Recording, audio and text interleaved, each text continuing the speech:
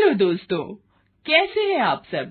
हमारी कहानियाँ देखने के लिए हमारे चैनल को सब्सक्राइब कीजिए और हाँ, बेल आइकॉन पर क्लिक करना मत भूलिएगा। ये कहानी है बुलबुल पांडे की।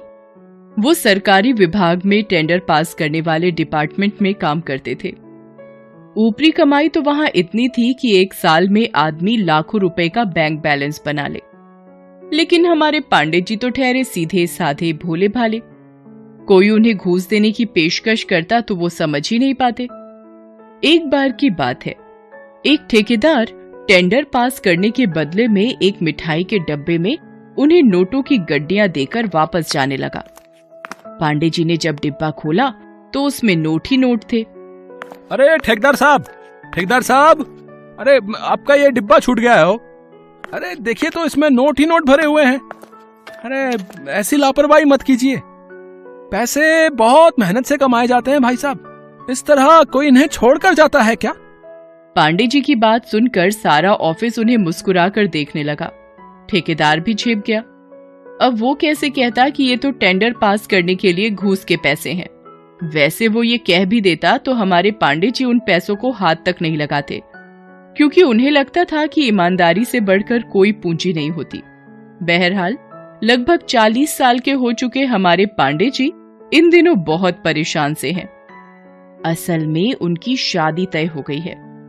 उनकी पत्नी ऐश्वर्या इतनी सुंदर है कि हमारे पांडे जी को तो एक सप्ताह विश्वास ही नहीं हुआ कि इतनी सुंदर लड़की उनकी पत्नी बनने वाली है। पांडे जी ऐश्वर्या की तस्वीर देख रहे हैं। हम दोनों का कोई मेल ही नहीं है। ये इतनी लंबी और मैं ठिगना सा, ये दूध सी गोरी और मैं च्यवनप्राश सा। शादी के पहले मुझे कुछ ना कुछ करना पड़ेगा ताकि लोग मेरा मजाक न उड़ाएं। फिर तो पांडे जी ने हर दिन पार्क जाकर लंबा होने की कोशिश शुरू कर दी। कभी पार्क में लगे इस पोल से बंदरों की तरह लटकते तो कभी उस पोल से।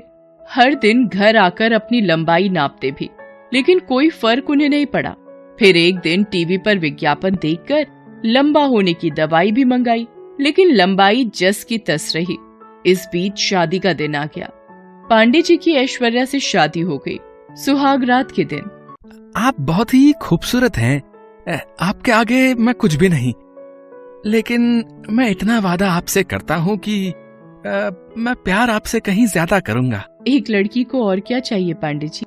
ऐश्वर्या पांडे जी को बहुत प्यार करती थी, लेकिन पांडे जी हमेशा खुद को कम समझते और उन्हें लगता कि ऐश्वर्या उन्हें उतना प्यार नहीं करती। इधर पांडे जी के मोहल्ले के लड़के पांडे जी के ऑफिस जाने के बाद उनकी बीवी को ताड़ते। एक दिन जब वो ऑफिस से लौटे तो उन्होंने देखा कि उनकी पत्नी बालकनी में कपड़े उठा रही है और कुछ छिछोरे किस्म के लड़के उसे घूर रहे हैं। तुम लोग यहाँ क्या कर रहे हो हैं? जब भी मैं देखता हूँ तुम लोग मेरी बालकनी की तरफ ही घूरते रहते हो। अब घूरने पर सरकार ने बैन तो नहीं लगाया ना। वो तो ठीक है, लेकिन तुम लोग मेरी बीवी को घूरते हो, ये अच्छी बात नहीं है। अरे ये क्या बिना मतलब हम पर इल्जाम लगा रहे हैं आप हैं? अगर आपको दिक्कत है तो अपनी बीवी को घर में बंद कर दीजिए, ताला लगा कर रखिए घर में है। पांडे जी समझ गए कि इन लोगों को कहकर कोई फायदा नहीं है। वो वहाँ से जाने लगे तो उन्होंने सुना कि वे लड़के उनकी पीठ के पीछे कह रहे हैं कि लंगूर को अंगूर मिल गया है। पांडे जी को बहुत बुरा लगा, लेकिन उन्हें खुद भी तो ऐसा ही लगता था। इस बीच उनके पड़ोस में एक बहुत ही हैंडसम सा लड़का अंकित रहने आया। एक दिन सुबह सुबह उनके दरवाजे की घंटी बजी। ऐश्वर्या ने दरवाजा खोला। नमस्ते जी, वो क्या है ना कि मैं नया नया आपके पड़ोस में रहने आया हूँ। हाँ, देखा है मैंने आपको।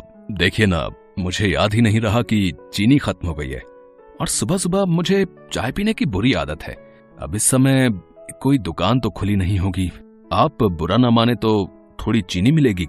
अरे इसमें बुरा मानने वाली क्या बात है, पड़ोसी तो पड़ोसी के काम आता है। पांडे जी ने ऐश्वर्या को अंकित से इस तरह बातें करते देखा तो मन ही मन वो जल भुन गया। इसके बाद तो अंकित अक्सर उनके घर कुछ न कुछ लेने के लिए आता रहता। एक दिन पांडे जी ने ऐश्वर्या को टोक दिया। अरे ये क्या, ये सुबह सुबह मुंह उठाकर हर दिन चला आता है ये लड़का। अरे हमने कोई परचून की दुकान खोल रखी है क्या?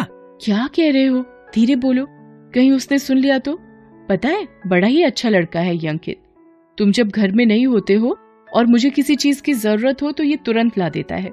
सच में ऐसे लड़के आजकल होते कहाँ हैं। अच्छा, ये मेरी गैर हाजिरी में भी यहाँ आता है क्या?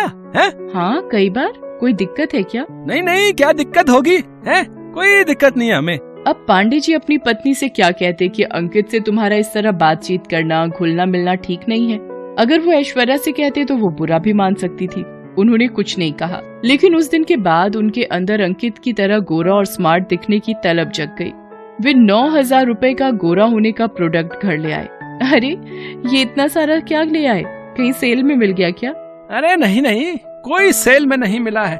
ऐश्वर्या ने पैकेट खोलकर देखा तो उसमें गोरा करने वाली कई क्रीम और पता नहीं क्या क्या उसमें मिले। अरे, इतनी सारी क्रीम क्यों ले आए? आपको पता है मैं ये सब नहीं लगाती।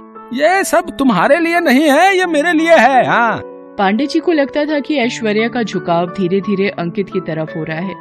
उन्हें ये भी लगता था कि अगर वो अंकित की तरह गोरा दिखेंगे तो उनकी पत्नी उन्हें बहुत प्यार करेगी। एक दिन जब शाम को पांडे जी ऑफिस से लौट रहे थे तो उन्हें मार्केट में ऐश्वर्या अंकित के साथ दिखी। दोनों खूब हंस कर बातें कर रहे थे। उन्हें इस तरह देखकर पांडे जी को बहुत बुरा लगा। वो घर आ गए।